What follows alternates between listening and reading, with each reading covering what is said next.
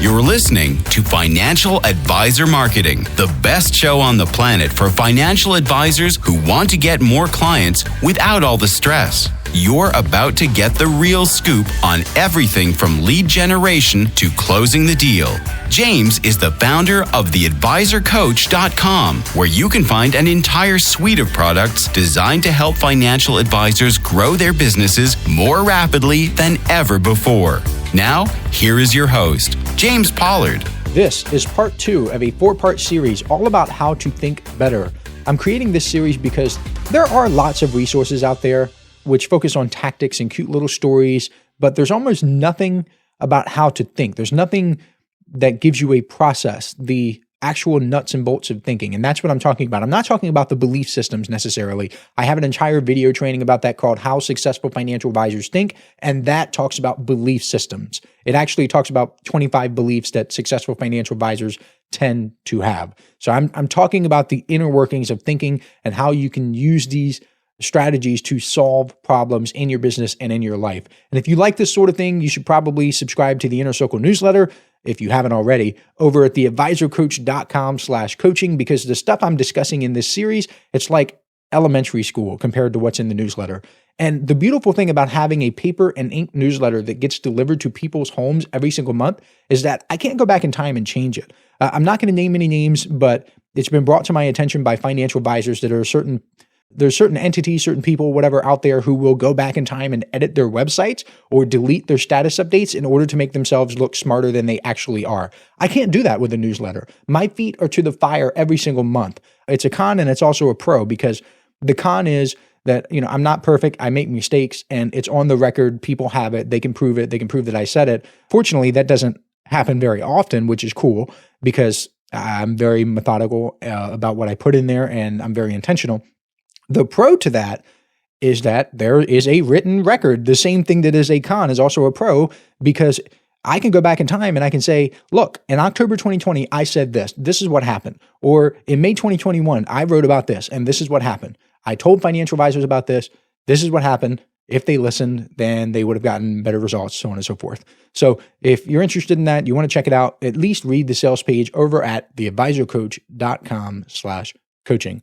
And in the last episode, I gave you the 4-step foundation of good thinking, which involves research, organization, analysis, and decision-making. And in this episode, I want to discuss some ways to train your brain and a few mental models you can use when trying to improve your business. I don't know how far we'll get into the mental models, because part 3 and part 4 are going to dig a little deeper into those. But if I get to them, then I'll cover a couple.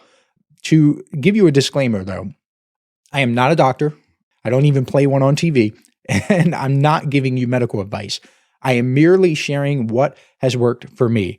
I'm explaining to you how I leveled up my brain and how you could do the same. One of the best things I ever did was take a food sensitivity test. I recommend everyone takes one of these, because you might be surprised that a certain food, like a food, is holding you back. Lots of people go through life with unnecessary brain fog because they keep eating things that hurt them and they don't realize that they're sensitive to them.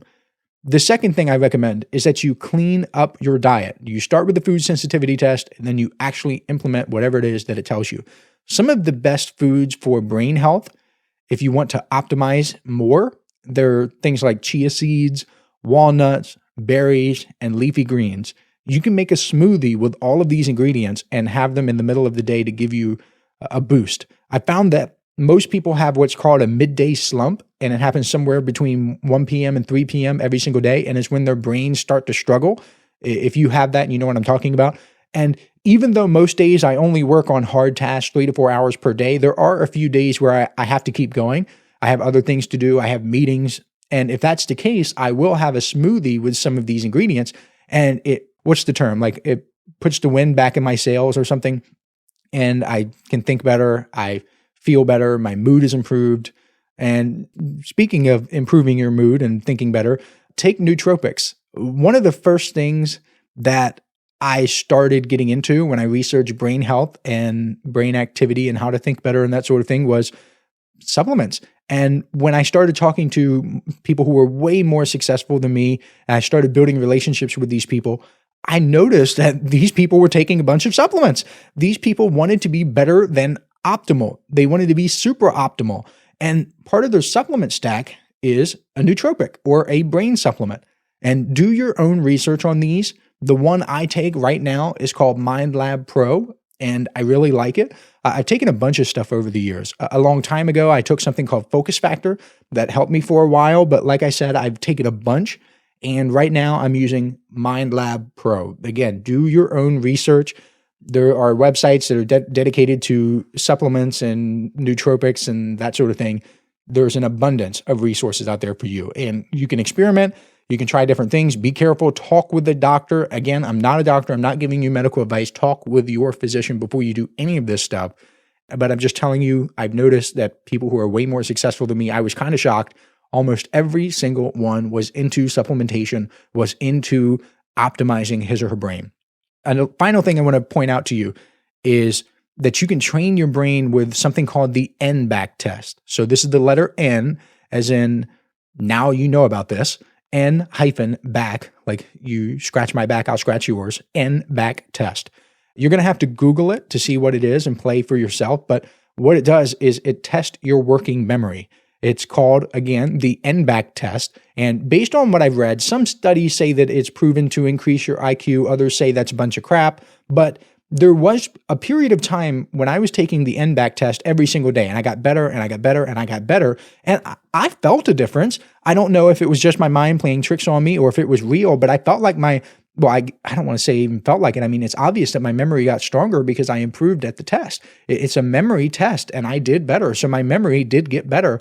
I guess the thing that I'm trying to explain to you about what I felt was I felt like I was able to think faster. So my memory definitely improved, but I felt like I was able to think of things more quickly. I was able to solve problems faster, and it was beneficial to me. I'm not saying it's going to be beneficial to you, but you can Google it, the N-back test.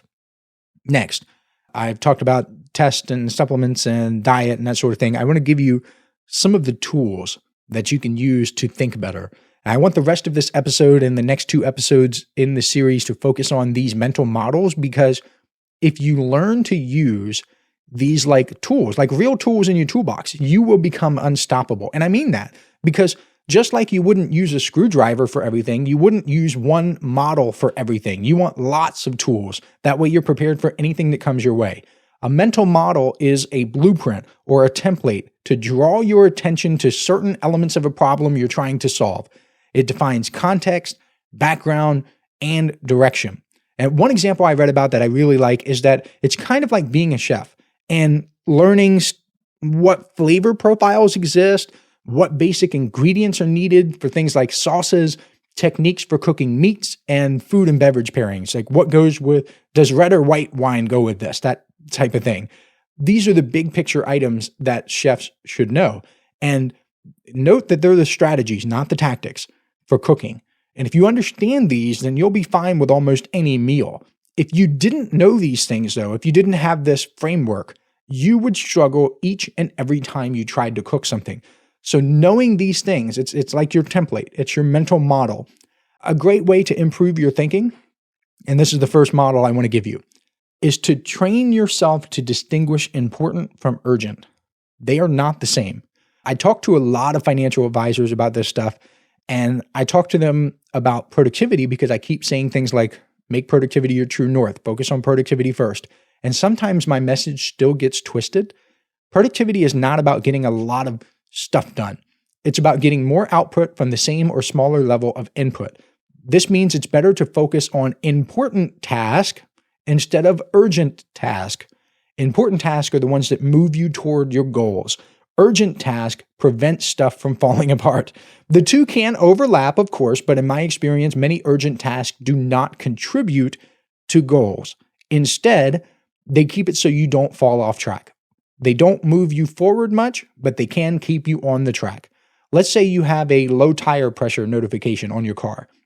That doesn't get you closer to your goal. Let's say your goal is to earn $1 million in net personal income per year. That doesn't get you closer to that. But if you don't address it, then you can get off track. If you don't have your car, you can't get to places you need to go, like your office. You can't get to the grocery store to get your walnuts and leafy greens to power your brain. And it's an urgent task, but it is not important. The beautiful thing about urgent tasks is a lot of them can be handled by other people. If you haven't listened to the podcast episode about hiring a virtual assistant, scroll back or do Control F and search for the one with virtual assistant in the title. The mental model part of this about important versus urgent is spotting the difference between the two. And it might sound cheesy, but as you're creating your to-do list, put an I or a U next to each task. If you're anything like most people who do this, you'll find that your knee-jerk reaction isn't always correct. You might put an I for important, of course, next to one item and then think about it for a little bit and realize it's not important at all. It's actually urgent and it can be delegated. And there's the classic Eisenhower matrix, which has people categorize their task into urgent, not urgent, and important, not important. And yes, you can have urgent and important. You can have urgent and not important. You can have not urgent, but important. And you can have not urgent and not important. And it's important to figure out what to do with them. If something is not important and not urgent, it can be eliminated. My point with this is that if you're trying to think better to build your business, you can't let your brain get trapped into thinking that everything is urgent. The bulk of the population does think everything needs to get done right away and that everything is important. It's weird because people are like such procrastinators, but the people who try to rise up to the next level above procrastination, they think that in order to not be a procrastinator, they need to just get stuff done, and they need to rush and everything's urgent. And this means when you start doing this and you slow down and you think about it and you practice it in your life, other people will think you're strange. But that's a good thing because you don't want to be like them anyway. Hey, financial advisors. If you'd like even more help building your business, I invite you to subscribe to James's monthly paper and ink newsletter, The James Pollard Inner Circle. When you join today, you'll get more than $1,000 worth of bonuses, including exclusive interviews that aren't available anywhere else. Head on over to theadvisorcoach.com/coaching to learn more. Another good template, another good mental model is to seek things that satisfice. And no, I didn't slur my words. The word satisfice, it's a combo of the words satisfy and suffice. A man named Herbert Simon coined it back in the 1950s. And by focusing on satisficing, you can get to good enough and move on. Here's one of the secrets to growing your business. One of the secrets to getting more clients. Good enough. How do you get your advertising to perform a little bit better? You get it to good enough and you do more advertising. That's good enough. How do you get your email marketing to do better? You get your email marketing good enough, then you do a little bit more. How do you get your cold calls to be better? You get your cold calls to good enough, and then you do a little bit more. That way you're being efficient and you're being effective. Lots of people are what Mr. Simon called maximizers.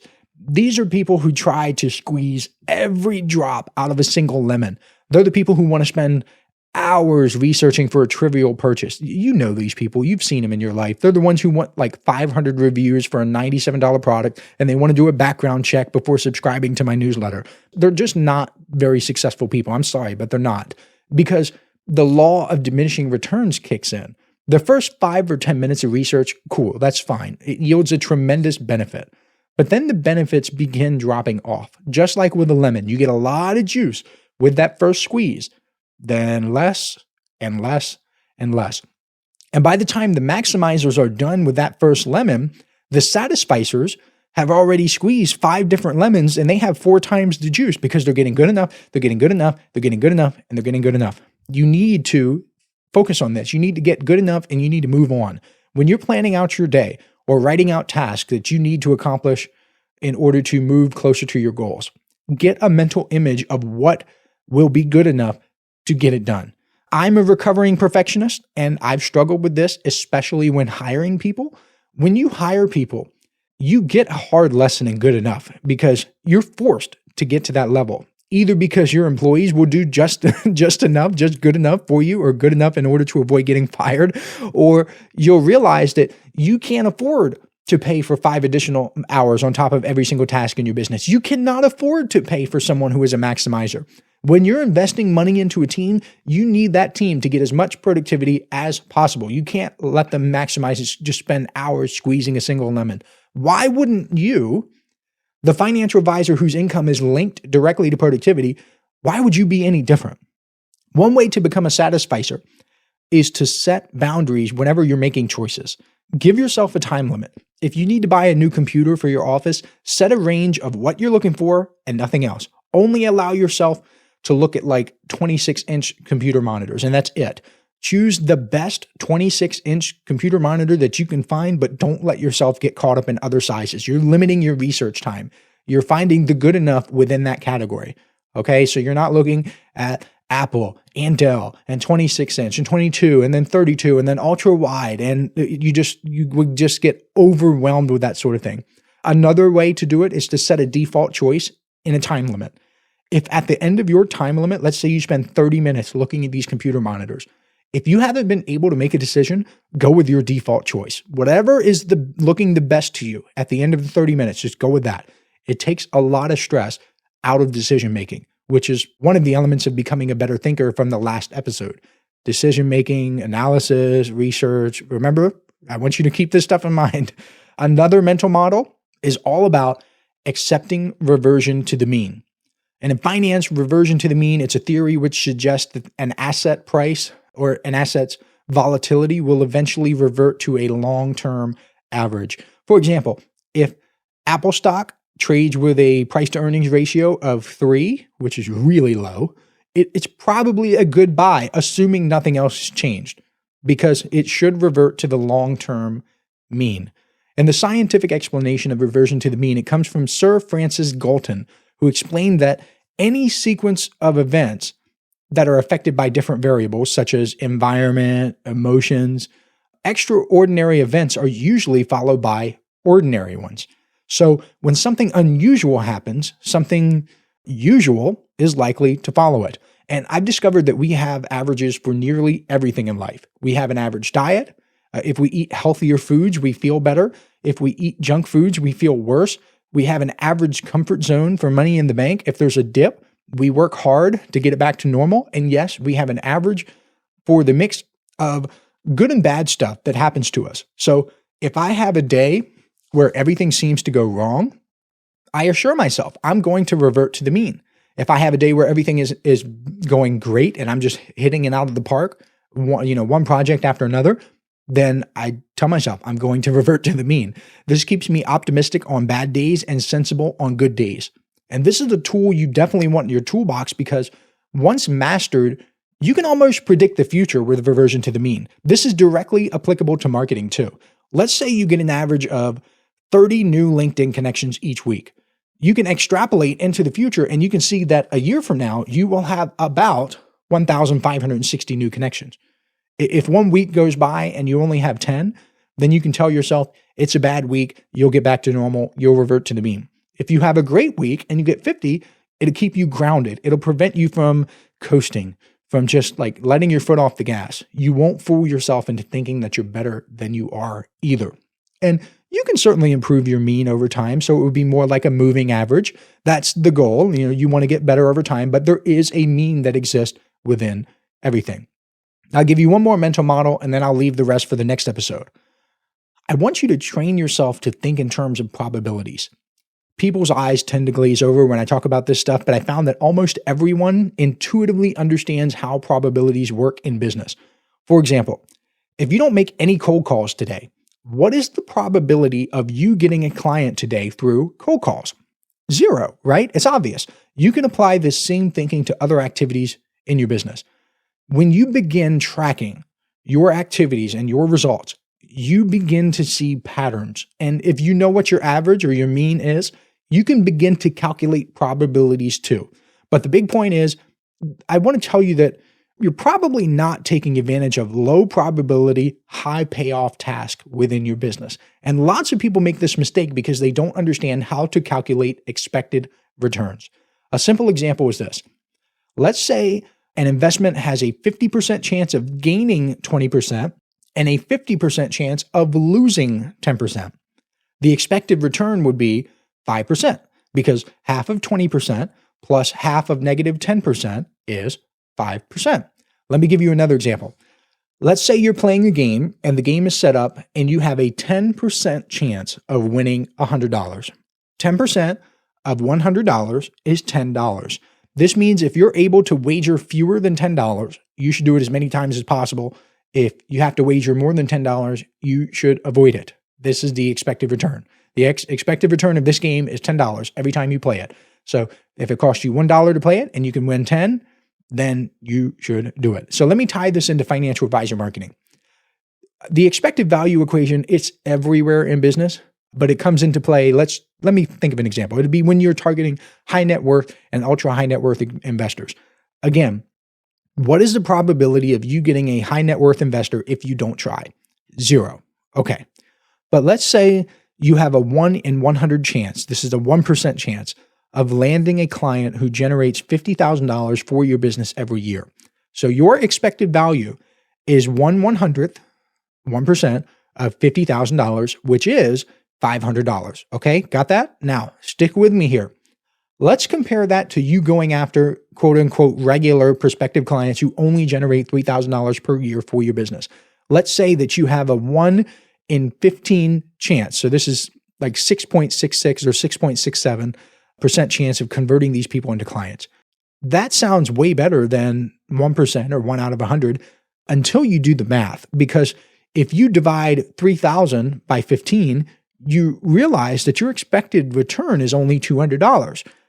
So $200 is not that great compared to $500. And I'm not going to give away any proprietary information from my newsletter and a free podcast episode, but I explain this concept of taking long shots in a newsletter issue, and that's all about increasing the expected return. And I'm not exaggerating at all when I say it changed people's lives because it got them to increase their expected values, their expected returns. They began dipping their toes into waters with higher payoffs. And even though the payoffs themselves might happen infrequently, or at least more infrequently, the expected value is so high that their income soared.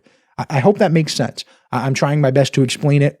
Many financial advisors go day in and day out doing the same stuff without ever trying something that could have a huge, huge payoff. So when you're mapping out your days, your weeks, your months, and your years, try to think about probabilities and expected values behind your actions. You'll never be 100% accurate because you don't have a crystal ball, but you can begin steering your ship toward more profitable waters. I hope you enjoyed this episode. Next week, I'm going to dig into some more mental models that can help you think better, because learning how to think is the most important skill you will ever learn. I'll catch you next week. This is thepodcastfactory.com.